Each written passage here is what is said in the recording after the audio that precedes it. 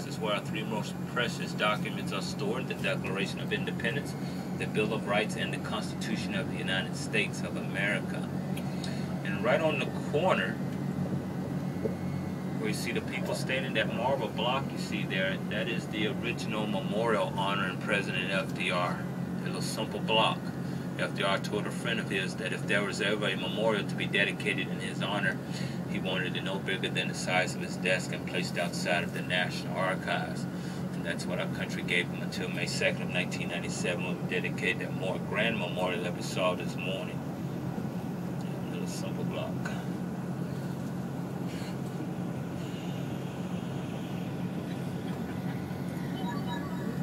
And on the left we have the U.S. Navy Memorial, United States Navy Memorial. Right behind the revolving fountain you have a statue of the lone sailor standing on the map of the world with his sea bag. The revolving fountain, by the way, has water from all 7 seas. All 7 seas. Now the documents in the archives, they are stored in a vault, or kept in a vault filled with helium. Helium protects the documents from fading. And the vault is fireproof, bombproof, and waterproof. So if there was anything happen to America, the documents would be saved. And every night when the archives closes, the vault and the documents are lowered 22 feet beneath the earth. 22 feet beneath the earth. So you know there's no way Nicolas Cage could have stolen the Declaration of Independence, huh? I don't think so. This statue here on the left is a memorial honoring General Winfield Scott Hancock from the Mexican War. Now this is the west front of the Capitol we're facing right now. And everything to the left of the Capitol dome is the U.S. Senate, and to the right is the House of Representatives. Now there's a flagpole on each end of the Capitol. Whenever you see a flag flying on either side, that tells you whether the Senate or the House is in session. And by looking at the Capitol right now, we can tell that the Senate is in session. Not sure about the House just yet because the trees are blocking the other side, but we'll find out once we get a little closer to the Capitol.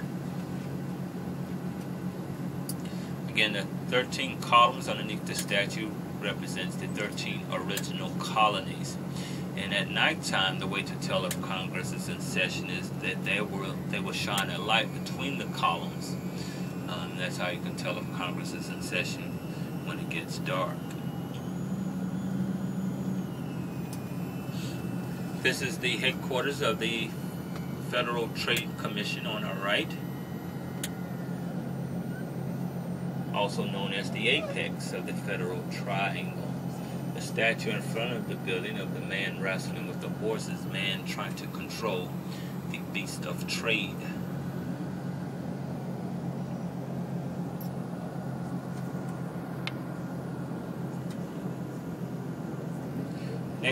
Next two buildings actually coming up on the right are Smithsonian museums. They are the National Gallery of Art, West Wing, and the East Wing. And you can go from one building to the other without coming outside. The glass building here on the left is the Newseum, which is a museum all about news, owned by the Gannett Company, which is the same company that owns the USA Today newspaper. There is a cover charge for the entrance of this museum. All the Smithsonian museums in Washington are free. There's no cover charge for them. This is the Canadian Embassy on the left, the only embassy located in the vicinity of the U.S. Capitol. And they were given this land by the U.S. government free of charge, not only because they've been in friendly neighbors to the north for so many years, but they helped us during the Iran hostage crisis. You have 13 columns in front of the building representing the 10 provinces of Canada and their 3 territories. The water flows flowing down from the columns represent Niagara Falls. This is the east wing of the National Gallery on the right. The next building coming up on the left once the light changes is the U.S. Courthouse.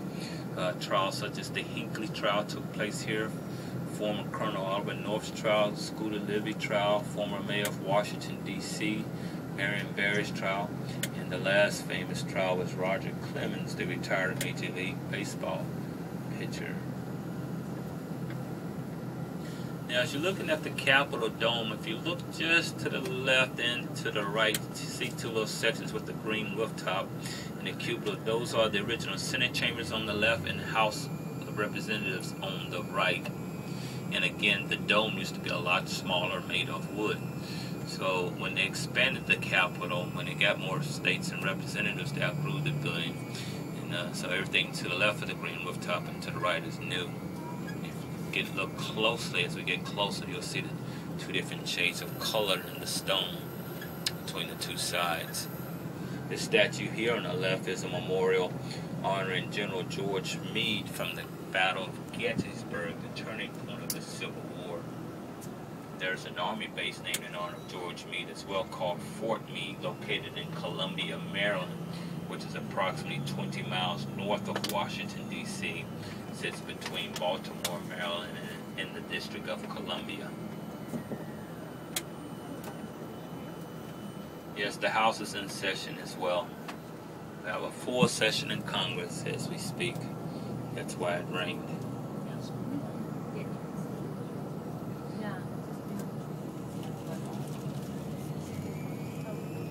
Next building coming up on the left is the headquarters of the Department of Labor.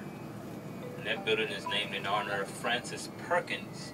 Frances Perkins was not only the first Secretary of Labor, but she was also the first female to hold a cabinet position in the White House. And she held this position under President Franklin D. Roosevelt from 1933 to 1945. Frances Perkins building.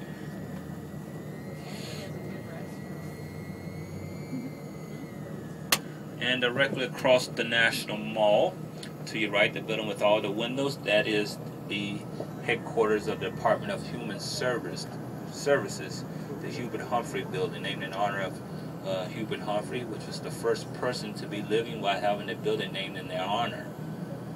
And the statue coming up on the right begins the National Mall. Again, the National Mall is our historic federal parkland that runs from the Grant Memorial all the way down to the Lincoln. The Grant Memorial is a memorial honoring General Grant, victorious general of the Civil War, flanked by his cavalry and infantry standing in front of the Capitol Hill reflecting pool. And when you include the cavalry and infantry, that is the world's largest equestrian statue. General Grant prior to becoming President Grant.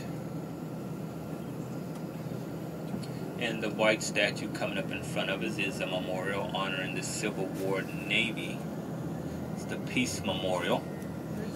It's the Angel of Mercy weeping on the shoulders of peace. And as we drive by, you will see Mercy weeping on Peace's shoulder.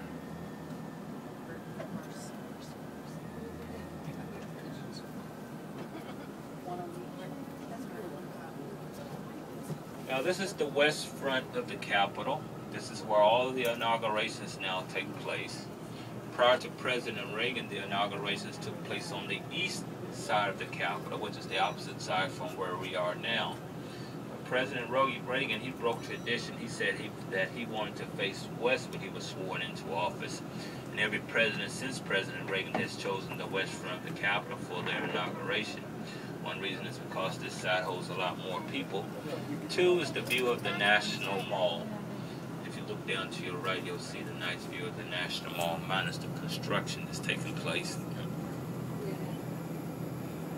But on the opposite side of the Capitol, the east side, is also the location of the U.S. Supreme Court and the Library of Congress. And they do offer tours inside the Capitol. You will enter the Capitol. On the east side, you'll enter the Capitol Visitor Center.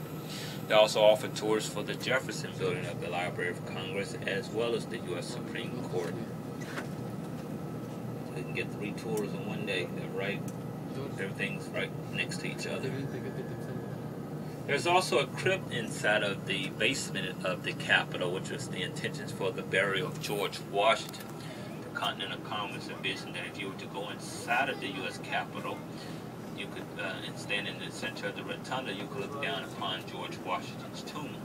But George Washington had written in his will for him to be buried in Mount Vernon, which is where he's buried today, along with the First Lady Martha Washington. And the building straight ahead of us with the glass rooftop is another Smithsonian museum. That's the U.S. Botanical Gardens. Houses thousands of tropical and subtropical plants from all over the world. The statue coming up on the left is a memorial honoring James Garfield, one of 4 presidents, unfortunately, that has been assassinated. His assassination took place at the present site, the National Air and Space Museum, but at that time was a train station. Scholar, statesman, and a warrior are the 3 statues that sits below Garfield. And the building straight ahead of us with the flag flying above it is one of 3 House office buildings flanking the House side of the Capitol. That one is the Nicholas Longworth building, then Sam Rayburn and the Joe Cannon building, all 3 named after former speakers of the House. And on the left side of the Capitol, you have your Senate office buildings, the Russell, the Dirksen, and the Hart building, all 3 named after former U.S. senators.